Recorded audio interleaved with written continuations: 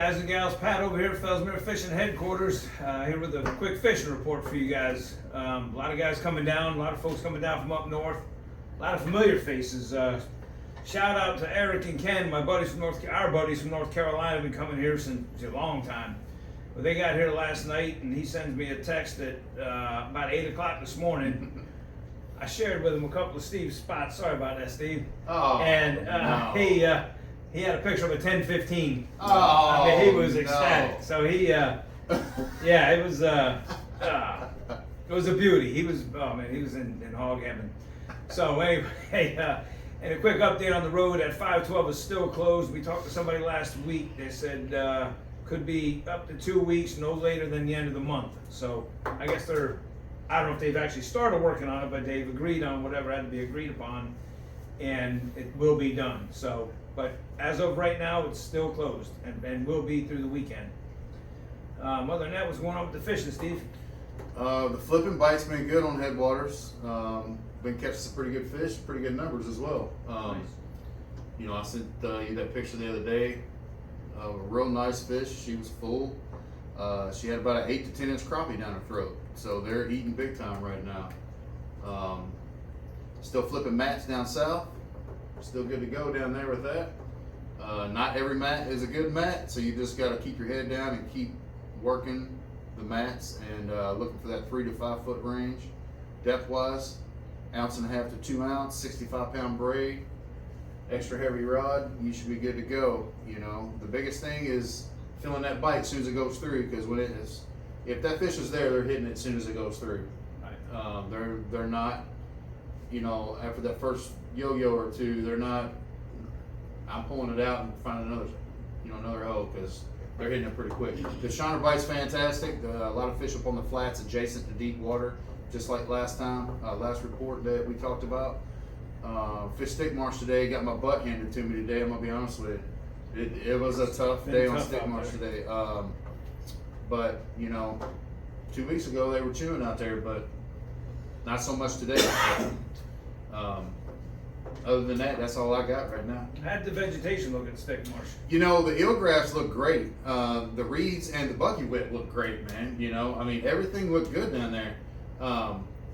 You know, wasn't a lot of action today, but those fish are in there. Yeah. They're just not biting. I think we had that north wind for several days and it dirtied that water up real bad down south. Yeah. We fished the southwest, you know, south and southwest quite a bit, slowed down there a lot. I mean, the cover is phenomenal. There's a ton of eelgrass down there, which I'm pretty excited about. But when that water gets cleaned up a little bit, I think they're gonna start biting again. Yeah. So, but you know, I didn't see anybody out there. There was a handful of boats out there. I saw one guy catch one other fish, and that was it. Wow. It was tough. Yeah. It'll come back sooner or later. Yep. That water temperature dropped big time, so it probably affects them more over there than it does in What kind of water temperature you get in stick marsh? It was 65. Yeah. Yeah, it was 65. That's So It's warmer yeah. than I was today.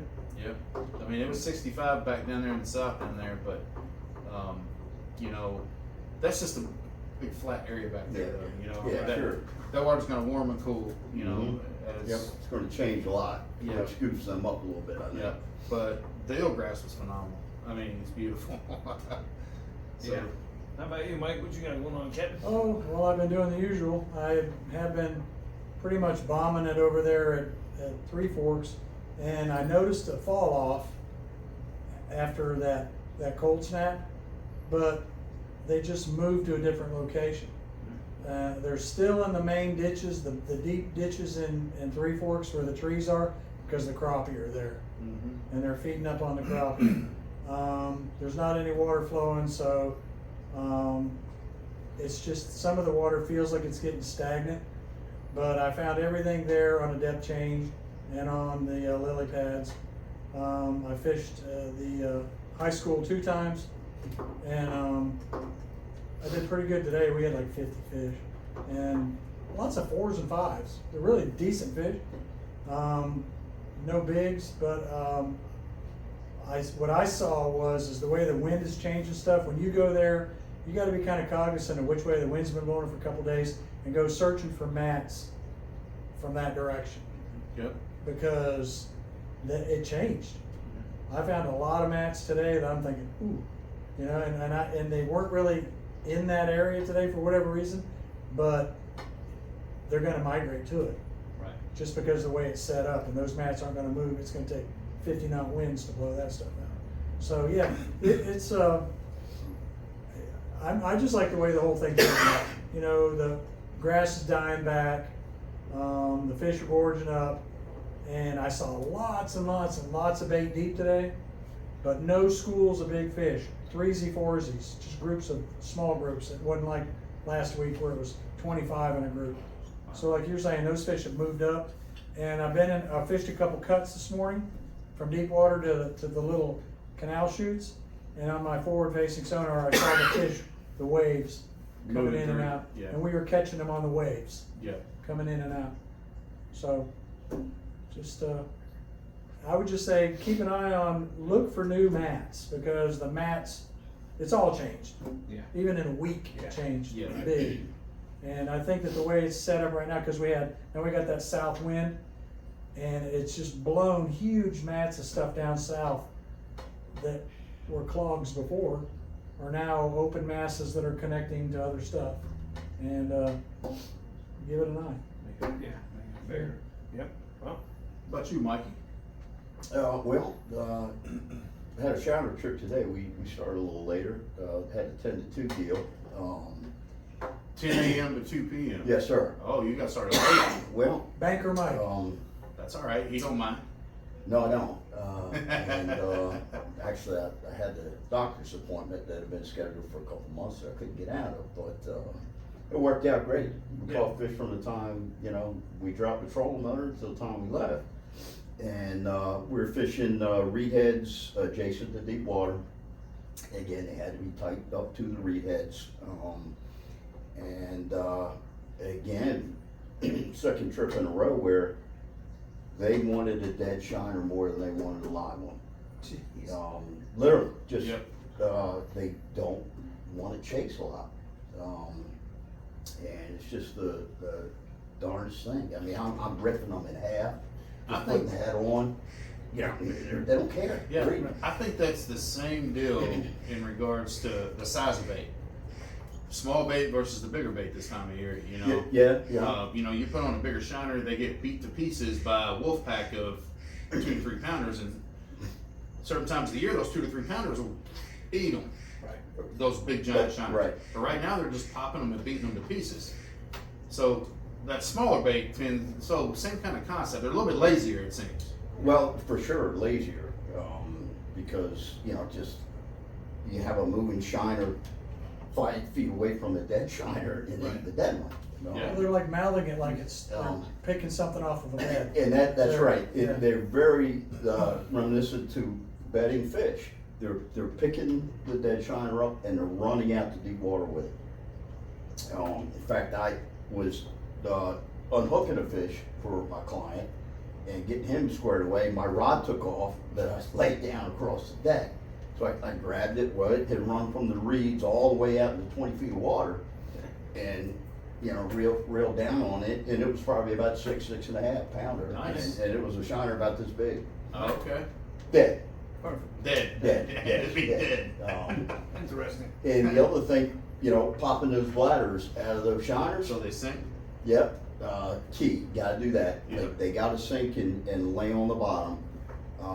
But I was, a couple of the shiners, man, they're spitting roe. Really? Spitting roe already. Wow. Okay. So, Interesting. yeah. Yeah. It might- I don't know if it's gonna happen Little- early or early, but what yeah. the deal was. but I had a them 2 weeks handful ago or of so them. that were, I'd grab them out of there and get ready to hook them. They were shooting eggs all over the place. Okay. So, So it's- yeah. That was a pretty Just good one every cold once snap. in a while. It's not a bunch of them. Just one every once in a while. What was that cold snap made a difference? Yeah. That was a 10 or so degree difference, Right. and I think that kind of stirred them. The grade road's not done yet. It's ready to be top coated. It looks like they just haven't got to it yet. So, we're all waiting. So Still better than it was. Yeah, it's still better than it was. Yeah. This is, still really dusty and whatnot, but it's a lot smoother. But real quick, guys, get vicious. Get vicious here now. Vicious line. I've been using it now for quite some time. It's great. It's good stuff. Very good. I think you spooled some up. Mike, I've given you some. I don't know if you spooled it up Well, or not. I wish you'd You're the give one me who got me hooked some. Long time ago. But I've been using it on shiner rods just to put it through, the torture test, and it's doing great. Also, guys, if you come down here and you get a nail in the tire, you got a flat, something like that, real close to the shop right here is GCR tires. They take care of fishermen. They'll get you up front and they'll get you taken care of. So, if you guys need something like that, look up GCR tires. They'll take care of you. Yeah, right next door. Yeah, right next door. And don't forget, you guys are down here, you want to stay in shape, and a double bicep pose, Steve. Sebastian Fitness, it's got you covered, man. Right on 512, about 10 minutes down the road from the shop. Great folks. Great folks. people there. They got day passes, all that stuff that they'll take good care of you. And anybody looking to book a trip, please call us directly. Call the numbers listed below or the number you're going to see below your screen here, and we'll get you scheduled and get you taken care of. And then you got Holland Bass, guide service. If you need a place to stay, we got rooms. It's filling up quick, but Yep. 15 minutes from either Three Forks or what's that place called? Headwaters. Headwaters. High school. High school. Yeah, we got security, we got cameras, they can't steal your boat. We got power, we got RV, we got rooms, we got big screen TV. And he's got John Bass in his pond that he'll let you look at, but, Yeah. but Got a not 9.4 in there that just showed up. I don't know how that happened. Do you still have those exotic yeah. dancers there, Mike? Yeah.